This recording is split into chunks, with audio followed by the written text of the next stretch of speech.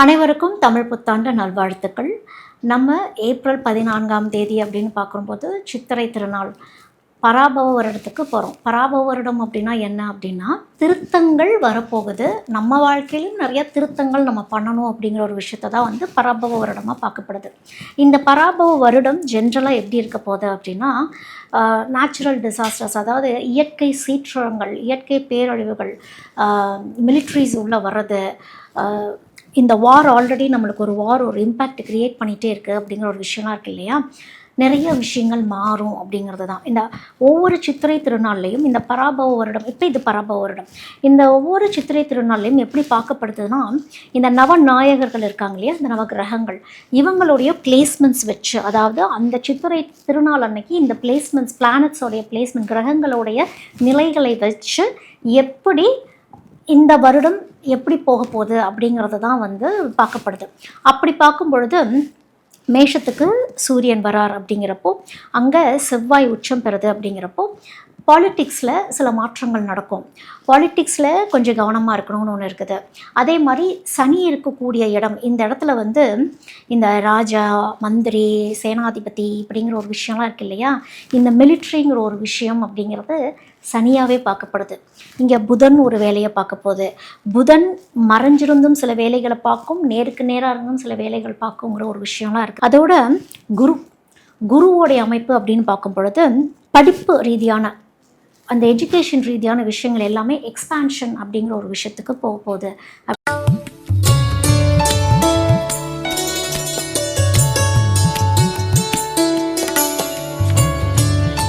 விருச்சிக ராசிக்கு இந்த பராபவ வருடம் எப்படி இருக்கும் அப்படின்னு பார்க்கும் பொழுது, முதல்லையே சொல்லிடுறேன், இது செவ்வாய் ராகு. இந்த செவ்வாயும் ராகுவும் சேர்ந்து சில விஷயங்கள் விருச்சிக ராசிக்காரங்களுக்கு வாழ்க்கையில் சில மாற்றங்கள் கொண்டு வரப்போகுது அப்படிங்கிறது தான். இந்த மாற்றங்கள் எங்கே வெளியிருந்து வரப்போகுதா அப்படின்னா கிடையாது. இது வந்து உள்ளிருந்து நீங்களே நிறைய மாற்றங்கள் சந்திக்க போகிறீங்க. உங்களுடைய சூழல்கள் எல்லாமே மாறப்போகுது அப்படிங்கிறது தான். அதாவது இந்த பராபவ வருடத்தோடைய கோட்பாடு என்னது? இது சனி சில மாற்றங்கள் கொண்டு வரப்போது, மிலிட்ரி மாதிரி வந்து ஒரு ஃபோர்ஸ்ஃபுல்லாக வந்து நிற்க போகுது. எந்த அளவுக்கு நீங்கள் தன்னடக்கத்தோடு இருக்கிறீங்கன்னு ஒரு விஷயத்தையும் சொல்ல போகுது. அங்கே இங்கேன்னு ஜம்ப் பண்ணிட்டு இருக்கக்கூடாதுங்கிற ஒரு விஷயம் இருக்குது. ஏன்னா விருச்சிகத்துக்கு பெரும்பாலும் நான் இருக்கக்கூடிய இடத்துலேருந்து இன்னொரு இடத்துக்கு நான் மாறி இருக்குமா, நான் இருக்கிற இடம் சரியாக தான் இருக்கா, இல்லை வேறு என்ன பண்ணலாம் அப்படின்னு இருக்கிற இடத்த ப்ராப்பராக யூஸ் பண்ணிக்க தெரியாதவங்களும் விருச்சிகத்தில் அதிகம். அதோட விருச்சிகத்துக்கு ஒரு சிலருக்குலாம் வந்து வேலை பறிப்போன சூழல்கள், நிலம் சம்மந்தப்பட்ட விஷயங்கள்லாம் ஆடாமல் செய்யாமல் இருக்கிறது. நான் இந்த வீடு விற்கணும்னு நினச்சேன், இந்த பூமியை விற்கணும்னு நினச்சேன், எனக்கு திடீர்னு அது நடக்கவே மாட்டேங்குது, நானும் அங்கே என்ன தான் பிரச்சனைன்னு தெரில, எல்லா முயற்சிகளையும் பண்ணி பார்த்தேன், ஆனால் இதில் என்ன ஆனால் என்ன அப்படின்னா, வாழ்க்கையில் ஒரு பெரிய டிரான்ஸ்ஃபர்மேஷன் வரப்போகுது அப்படிங்கிறது தான் விருச்சிகத்துக்கு சொல்லக்கூடியது. ஏன்னா செவ்வாய்ங்கிறது உங்களுடைய செயல்பாட்டு முறைக்கு கூட்டிகிட்டு போகுது. செவ்வாய் ராகுவோடைய காம்பினேஷன்ஸ் எப்படி இருக்கும் அப்படின்னா, அசுர வளர்ச்சியை கொடுக்கக்கூடிய ஒரு அமைப்பும் விருச்சிகத்துக்கு உண்டு. தன்னை நம்பணும், ஒரு டிசிப்ளின்குள்ளே அவங்க வரணும். சில விஷயங்கள், இந்த மாற்றங்களை, இந்த உங்கள் வாழ்க்கையில் வரக்கூடிய மாற்றங்களை, சேலஞ்சஸ்ங்கிற ஒரு விஷயத்த ஏற்றுக்கிட்டே ஆகணும் அப்படிங்கிறது தான் இந்த பராபவ வருடம் உங்களுக்கு சொல்கிறது. இந்த சேலஞ்சஸ் நீங்கள் அக்செப்ட் பண்ணிக்கிறீங்க, நல்லபடியாக ஃபேஸ் பண்ணுறீங்க, அதை ஃபேஸ் பண்ணி வரணும். ஓடி ஒழியக்கூடாது விருச்சிகம். இங்கேருந்து நான் எஸ்கேப் ஆகி போனால் திருப்பி அதே லூப் தான். சனி திரும்ப திரும்ப அதே பனிஷ்மெண்ட் தான் நம்மளுக்கு கொடுத்துக்கிட்டே இருக்குங்கிறது தான். சில விருச்சிகம்லாம் என்ன சொல்வீங்கன்னா, விருச்சிகத்துக்கு டைம் நல்லா இருக்குன்னு சொல்கிறீங்க, ஆனால் எங்களுக்கு எங்கே வாழ்க்கை நல்லாவா இருக்குது, உங்களுக்குலாம் வேறு வேலையே இல்லையா அப்படின்னு நிறைய பேர் கேட்பீங்க. என்ன அப்படின்னா, மாற்றங்களை விருச்சிகம் ஏற்றுக்கிட்டாங்களா இல்லையா அப்படிங்கிற ஒரு விஷயந்தான் வந்து சொல்லப்படுது.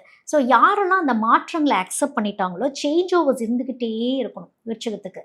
அந்த சேஞ்ச் ஓவர்ஸ் எப்படின்னா, பணிஞ்சு போய்கிட்டே இருக்கக்கூடிய ஒரு விஷயங்கள். பணிஞ்சு போகிறனால யாரும் தாழ்ந்து போயிட மாட்டாங்கங்கிற ஒரு விஷயத்தையும் விருச்சிகம் புரிஞ்சுக்கணும் அப்படிங்கிறது தான். இப்போ அந்த கிரவுண்டிங் லெவலுக்கு விருச்சிகத்தை கொண்டு வந்துட்டே இருக்கும். அமானுஷ்யமான சில விஷயங்களும் விருச்சிக ராசிக்கு நடக்கும். தெய்வ அனுகிரகங்கள் ரொம்ப செழிப்பாகவே இருக்கும். உங்களுக்கெல்லாம் உக்ர தெய்வ வழிபாட்டு முறைகள் சிறந்ததாகவே இருக்கும் இந்த வருடம். திருச்செந்தூர் முருகர் கோயிலுக்கு போயிட்டு வழிபாடு பண்ணுறது, காளி சம்மந்தப்பட்ட தெய்வங்கள் வழிபாடு பண்ணுறது. ஏன்னா இது செவ்வாய் ராகு காம்பினேஷன்லாம் எப்படின்னா, உக்ர தெய்வங்கள் வழிபாட்டு முறைகள் உங்களுக்கு நல்ல ஒரு பலன் அப்படிங்கிறத கொடுக்கும். பகலாமுகி வழிபாடு. பகலாமுகி வழிபாடுலாம் வந்து என்ன அப்படின்னா, கோயில்ல தான் போய் வழிபாடு பண்ணணும். நான் பகலாமுகின்னு சொன்னோனே வீட்ல பகலாமுகி வாங்கி வச்சு வழிபாடு பண்ணிறக்கூடாது. வீட்ல இருக்கவங்க மத்தவங்களலாம் அந்த விஷயம் அடிச்சு விட்டுரும். அப்போ பகலாமுகி வீட்லலாம் வச்சு வழிபாடு பண்றவங்கலாம் ஆகம விதிப்படி அதுக்கெல்லாம் பெரிய ப்ரொசீஜர்ஸ் இருக்குது. அதனால ஆர்வ கோளாறுல வீட்ல பகலாமுகி வாங்கி வந்து வச்சிடக்கூடாது. எல்லா தெய்வங்களும் நல்ல தெய்வங்கள் தான். ஆனா அவங்களுடைய எனர்ஜி, பவர் லெவல் அப்படிங்கிறது வேற. அதனால தான் சில வழிபாட்டு முறைகள் நம்ம கோயில்ல போய் வழிபாடு பண்ணணுங்கிறதெல்லாம் ஒண்ணு இருக்கு. இப்போ பகலாமுகிலாம் போயிட்டு நம்ம பகலாமுகி இருக்கக்கூடிய ஆலயங்கள்ல போயிட்டு வெள்ளை பூசணிக்காயில நெய் ஏத்திட்டு நெய் தீபம்லாம் ஏத்திட்டு வருவாங்க. நல்லெண்ணெய் தீபம், நெய் தீபம் இல்ல. நல்லெண்ணெய் தீபம் ஏத்திட்டு வருவாங்க. இது வந்து கோயில்ல மட்டுமே செய்யக்கூடிய ஒரு விஷயம். வீட்ல செய்யக்கூடிய விஷயம் கிடையாது. ஸோ இந்த மாதிரிலாம் ஒரு வழிபாட்டு முறைகள் பண்ணும்பொழுது, அக்செப்ட் த சேஞ்ச் அப்படிங்கிறது தான் வந்து விருச்சகத்துக்கு இந்த பராபவ வருடம் சொல்லக்கூடியது. உங்களுக்கு நிஜமாலுமே நேரம், காலம் அப்படிங்கிறது மாற்றத்த குடுக்கறக்கு தயாராகவே இருக்குது. இது நீங்க ஏத்துக்க தயாரா? அப்படிங்கிறது தான் விருச்சிகத்துக்கிட்ட கேட்கக்கூடியது. இப்போ ஆர்கியாதிபதி அப்படிங்கிறது என்ன அப்படின்னா, அதாவது தண்ணி, நீர்நிலைகளை சொல்லக்கூடியது. இது போய் சுக்கிரன் போய் உட்காருது நீர்நிலைகள் சம்மந்தப்பட்ட ஒரு விஷயத்தில். அப்போ சுக்கிரனுடைய குணாதிசயம் என்ன?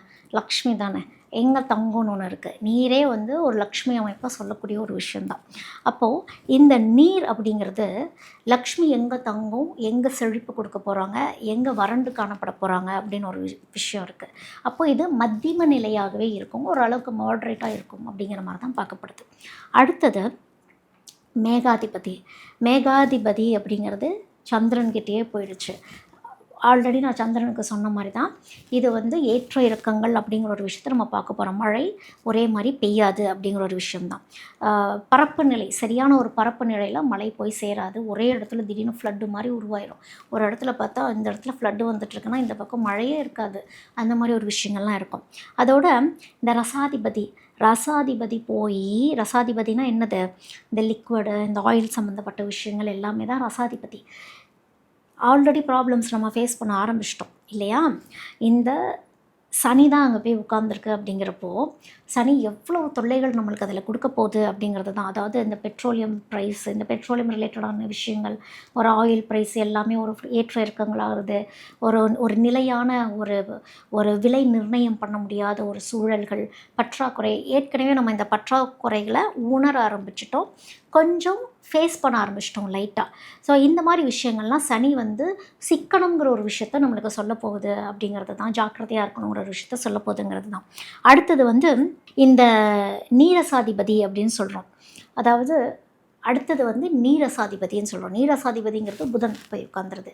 புதன் போய் நீரசாதிபதியில் உட்காந்துருச்சு அப்படின்னாலே இந்த மினரல்ஸ், களிமண், இந்த களிமப் பொருட்கள் அப்படின்னு நம்ம சொல்கிறோம் இல்லையா? இந்த மாதிரி விஷயங்கள் சம்மந்தப்பட்டதுங்கிறப்போ இது அகெயின் ஒரு வணிகம் மாதிரி தான் இது உருவாகும். அதாவது என்னென்னா, இந்த மினரல் சம்மந்தப்பட்ட விஷயங்கள்லாம் இன்னும் எங்கே இருக்குது, இன்னும் அது எப்படி வந்து இப்போ இந்த பிளாக்கேஜஸ்லாம் வருது, இந்த வார்லாம் வருது, வேறு என்ன ஒரு க்ரோத் கொண்டு வரலாம், உள்ளூர்லேயே நிறைய தேட ஆரம்பிப்பாங்க. இதிலேருந்து ஒரு க்ரோத் வர ஆரம்பிக்கும், உள்ளூர்லேயே நிறைய வளர்ச்சிகள் வர ஆரம்பிக்கும். இந்த களிமண் பொருட்களை, இந்த மினரல்ஸ்லாம் எங்கே இருக்குங்கிறத தேடி போகிறப்போ இதோடைய க்ரோத் அப்படிங்கிறது வரும் அப்படிங்கிறது தான் தோராயமாக இந்த வருடத்துடைய பொது பலனாக பார்க்கப்படுது.